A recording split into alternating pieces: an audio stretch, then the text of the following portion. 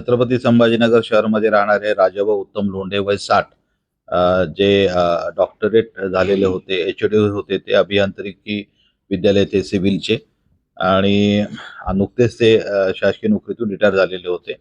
त्यांचे दोन मित्र होते, विशाल राठोड आणि आकाश पवार.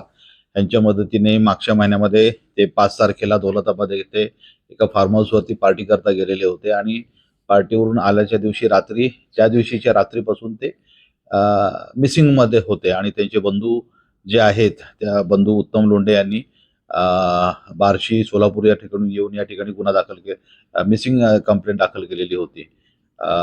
उस्मानपुरा पोलीस स्टेशनचा तपास चालू होता आणि त्याचबरोबर पॅरलल क्राईम ब्रांचची टीम देखील त्याचा तपास करत होती.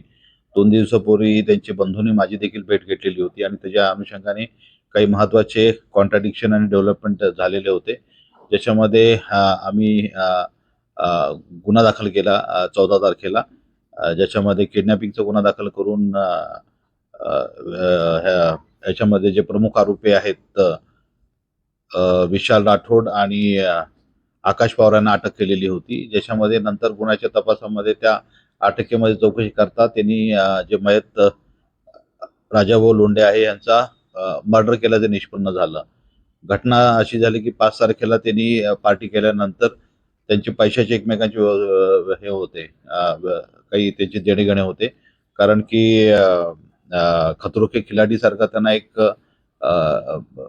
गेम त्यांना चॅनल करता एक डेव्हलप करायचा होता. त्याच्याकरता त्यांनी पैसे त्यांना दिलेले होते आणि त्याच्यातून पैसे परत न करता असल्यामुळे त्यांचे वाद होत होते आणि त्या अनुषंगाने रात्री वाद झाल्यानंतर राजाभाऊ लोंढेकडे जर त्याचं स्वतःकडे वेपन होतं, ते वेपन आरोपींनी काढून घेतलं आणि त्या वेपननी त्यांच्या डोक्यामध्ये गोळी घालून त्यांनी त्यांचा खून केला.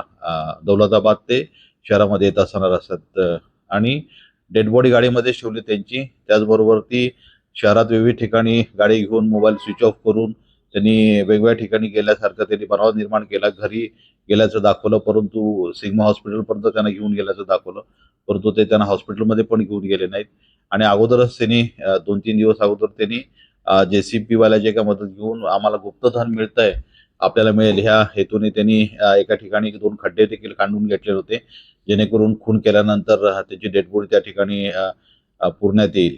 तर त्या ठिकाणी नंतर त्यांचा आणखीन एक मित्र आहे करण विलास आडे, त्याची मदत घेऊन त्यांनी त्या ठिकाणी ती डेड बॉडी पहाटेच्या सुमारास जाऊन ती पुरली आणि त्याच्यानंतर परत JCPला बोलून दुसऱ्या दिवशी त्यांनी तो खड्डा देखील संपूर्ण बुजवून टाकलेला होता.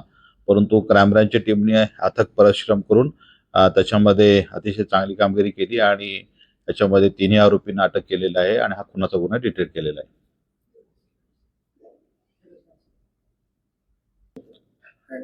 हा, ते जे मयत आहे त्यांचा मोबाईल जो आहे, हे आरोपी पुण्याला घेऊन गेलेले होते आणि तिथं त्यांनी लक्ष्मी रोडला तो मोबाईल त्यांनी स्विच ऑन केलेला होता आणि त्या व्हॉट्सअपवरती त्यांनी स्टेटस ठेवलं होतं की मला संपर्क साधू नका आणि मी 20-25 दिवस बाहेर आहे. परंतु ते जे स्टेटस करतं व्हॉट्सअपचं जे इंग्लिश होतं लँग्वेज, ते अतिशय म्हणजे चुकीची लँग्वेज होती.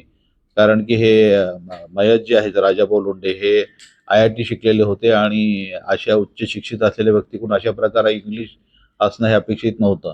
तर त्याच ठिकाणी आम्हाला शंका निर्माण झालेली होती आणि नंतर पुढच्या गोष्टी जुळून आल्या व्यवस्थित.